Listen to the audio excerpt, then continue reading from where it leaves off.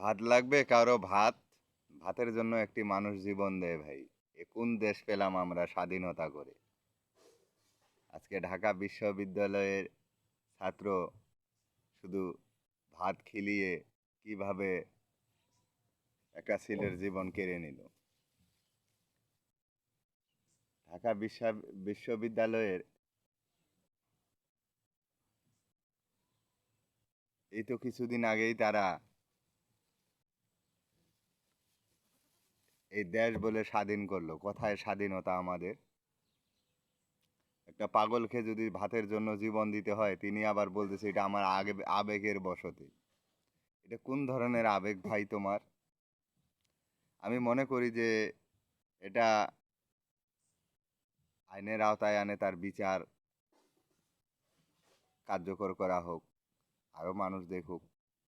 আসলে বৈষম্য বিরোধী যে আন্দোলন, ছাত্র আন্দোলনে যে স্বৈরাচার ফ্যাসিবাদ মুক্তি পেয়েছে, মানুষ জনতার মুক্তি পেয়েছে, এটা কই কোথায় আমাদের মুক্তি ভাই?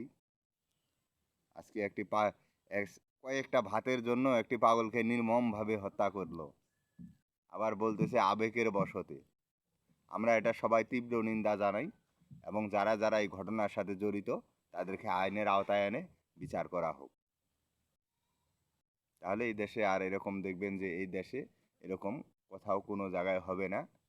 সে ছাত্র বিশ্ববিদ্যালয়ের কেন, সে যদি একজন বড় ক্ষমতাধর হয় তাকে আইনের আওতায় এনে বিচার করা অবশ্যই এই দেশের সরকারের যে বর্তমান ডক্টর ইউনূস স্যার আছেন, তিনি বিষয়টা নজরে নিয়ে এটা যেন দ্রুত বিচার কার্যকর করা হয়।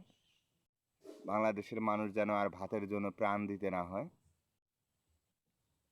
আল্লাহ হাফেজ। বাংলাদেশ জিন্দাবাদ।